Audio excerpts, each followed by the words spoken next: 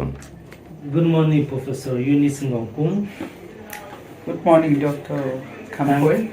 Thanks for receiving the Zenu Publishers, which is one of the latest publishing house in our country. But also extended in other countries in Africa, notably in Chad, Gabon. And our job is to go to the authors, share with them what they think about the book industry as a whole, and also to share their ideas, notably those who have published.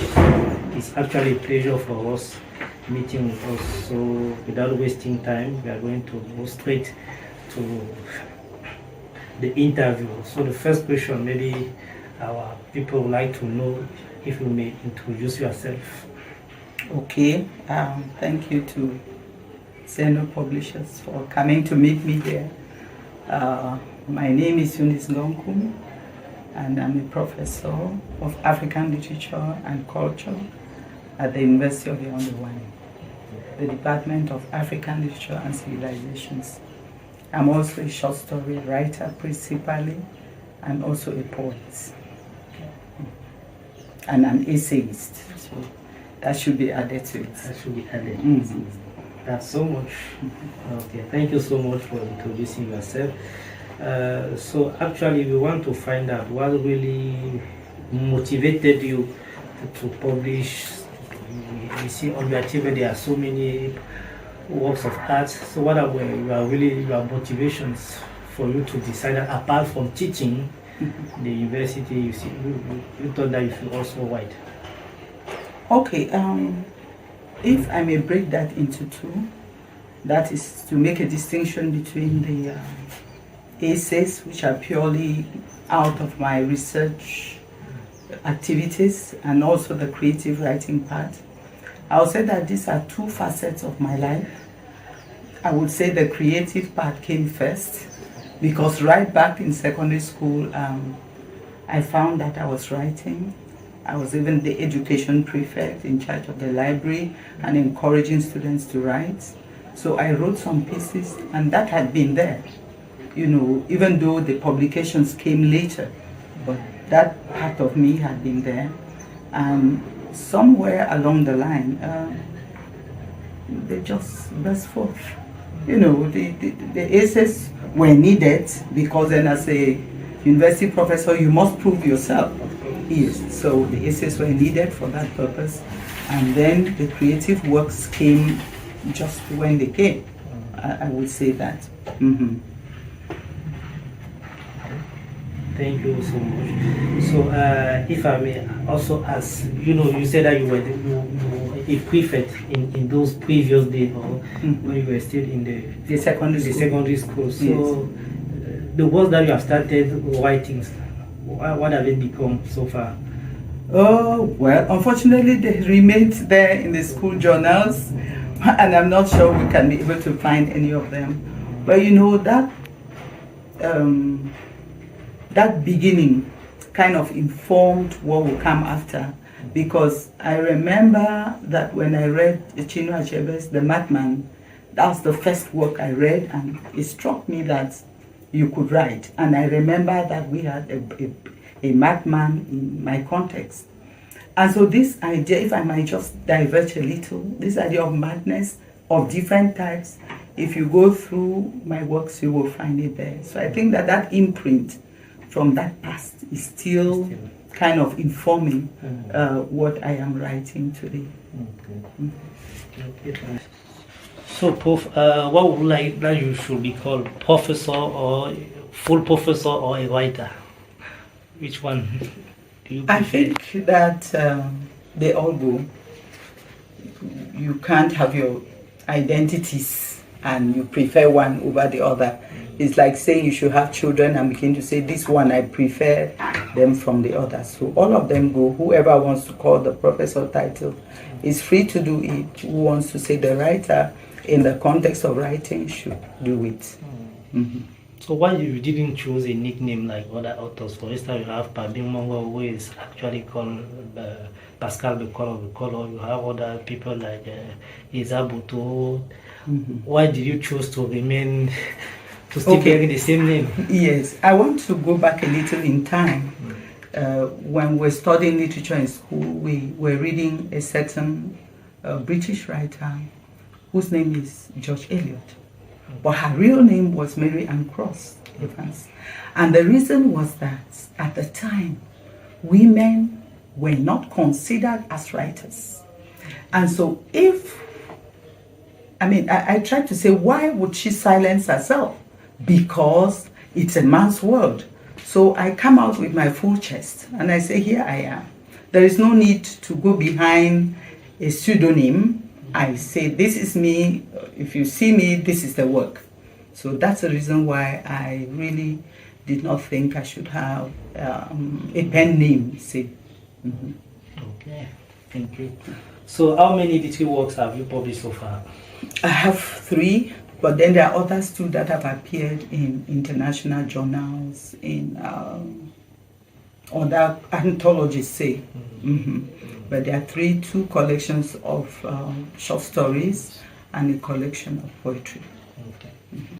So among those 3, which one is your favorite among those 3? It's true that you mentioned that as a parent, you cannot choose among the children, but actually I know that writers, they have the one that they really prefer. Well, perhaps I would not be that one who will be able to say that I choose the one over the other. Maybe I can qualify my preferences if there are any. But now a lifetime is like that first child you have. You know, you see it in print and you're like, wow, so I could do a thing like this. You know, so that I would say, okay, it remains in my heart. That is the first attempt, and a first attempt that made an impact. The second one, which is Wen Men Nte, which is other collection of short stories, grew out of also a place where you observe the women, because basically there you find women having to meet many challenges. And it was like, okay, just opening up to also say that the women have a voice. You know, that again to me is particular in that sense. The poetry came out of, I never really thought that poetry would be something I would really devote myself to.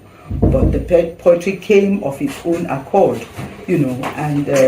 You mentioned something about the women. Do you consider you are writing as a kind of the voice of the voiceless, especially concerning women, that women are not heard enough? And you think that maybe while writing, you are saying that, here we are? I would say that would be... the reader making a statement about the work, because I write. If the idea comes to write something, I write it. So I really wouldn't say I'm being this. Because already when you begin to box yourself, you'll not be able to do what you want to do. So what happens? I just write what I write, and then I discover by myself that this has come out this way. You know, so it's not like, okay, you are the voice of the voiceless. No, you're just writing, telling a story, whether in prose or in poetry, you're just there to tell a story. Your first one, Manner of a Lifetime and Other Story, was published in 2027. 27. 27, yeah. Yes. And republished in 2021. Yes. Yeah. Mm-hmm. So, another important thing is that it was included in the school curricula. Mm-hmm. So, what was your feeling when you realized that, oh, this is a piece of work which is in the school curricula? Well, it will only bring you joy when you find that that's it. That people are reading, like you find children meeting you and saying, oh, when they hear this name, they say, no, I read this person. That brings you joy, that you are read. At that level, you can touch the hearts of children, and things like that. So that was it. Okay. Mm-hmm. Another question maybe related to that. Do you have it's true that, as you say, that you cannot write and be put into a specific box, but in your mindset while writing, do you have a kind of specific targets? For instance, I'm writing so that not only women, maybe youth will find themselves, or other various category of the society, not being feminist, things like that? I think that is what I mean when I say that I just write the story that counts. So that, because when you begin to say, okay, I'm going to be a feminist writer, you already are circumscribing yourself. So, but I don't want to be that kind of writer. I just write. And it's a pleasure that when I write, I find that the young, the old, the women, all classes of people find themselves in the story. Mm-hmm. Okay, you mentioned that you have published 3 literary works so far. So I would like to find out which one is your favorite amongst the 3. Again, I told you already that a mother would not have children and begin to make distinctions between them. She would love them equally, say. But then there may be some considerations, which can inform some choices. I would take Manner of a Lifetime, for instance, which was my first published work. Just to see it in print and to see that people can say, hey, so you do write, was something that is very important for me, which gives it a certain place in my work. And then you take Wen Men Nte. Again, I was saying that it came from a place where I was largely considering the woman, how she is in society, how society conceives of her, and what she does, in those quiet ways, without shouting, just in bringing an imprint, showing that I am here, even if people are not seeing me, So that is that. The poetry part, like I say, I really think I would be writing poetry, because I always would think poetry is for my husband. He's a writer, so he should be the one. But I found that the poems came, and then again they were printed. So those are the different things I can say about each of the collections. Okay, so what is your mindset? What if you have something to say about the book industry as a whole in our context? That we are living in a country where people are eager to go only to buy books that are in the program, in the programs, unfortunately, but the general literature they don't really need. If you have maybe something to say about it, what would you say? I join you to observe that that is the unfortunate thing that we have in our context, that if that book is not in the program, then it will be difficult for people to read. In fact, I remember the late Professor who said, if you want something, you don't want Cameroonians to read something, put it in a book, because I will never open the book to read, So when he's made that statement, I was like, what? This is really serious. But then daily you find that that's the situation. People hardly read, and that mindset has caused writers also to begin to write only thinking of how it should get into the program. And so I think that it really does a lot of disservice to our creativity. That's my opinion. Because we do not encourage creative writing. We are encouraging writing for utility's sake. So that's the problem I have with our publishing. So when you take a book like this to a publisher, the first thing would be, have you worked it? I've had that kind of situation, right? Have you worked it in? Because we want to put it in the program. We want to. But that's not the aim you're writing for. You're writing for people to read, not for it to get into a program. So that's really unfortunate for us. Really unfortunate.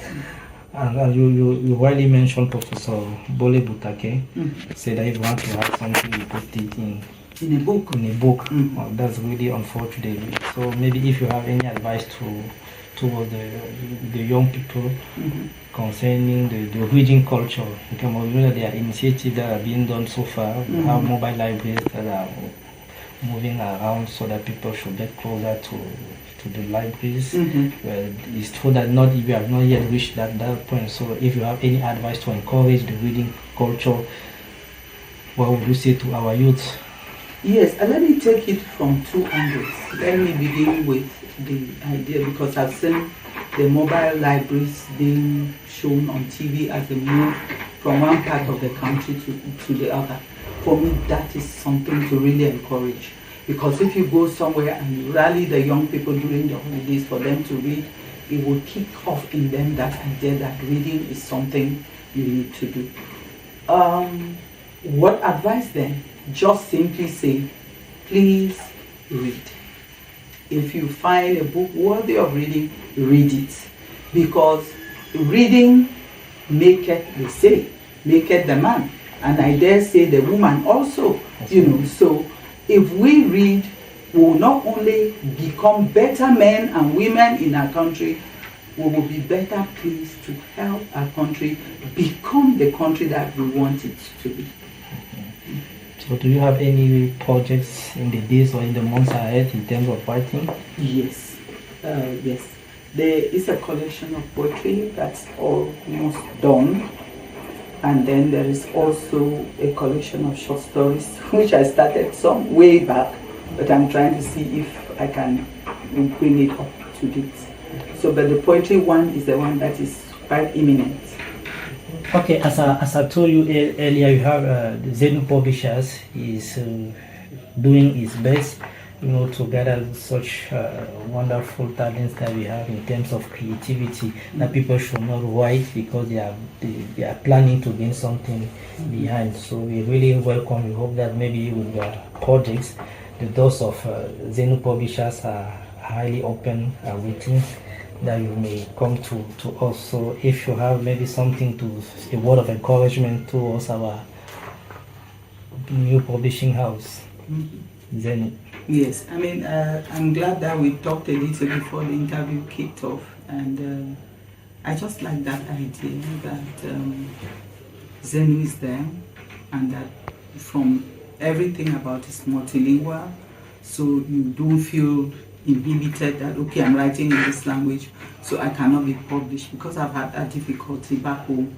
That's why the other two collections, apart from Édition, which published the other one, the other two were published abroad, and that has made it difficult for us to have the work in Cameroon. So with Zenu right here, why not give it a stint? Why not say, Zenu, you're welcome, and that we are ready, we are many. I mean, with this, nothing stops me from encouraging others to see Zenu and publish with them. So maybe Zenu should be waiting then for the next piece of work from me. Why not? Thank you. Thank you so much for the promise. And if you have a final word to say. No, just glad that we could do this interview and that we could talk about these things that are really important for us and for our country. Reading is important. The reading culture needs to be encouraged. Thank you very much. Okay, Prof. Maybe you should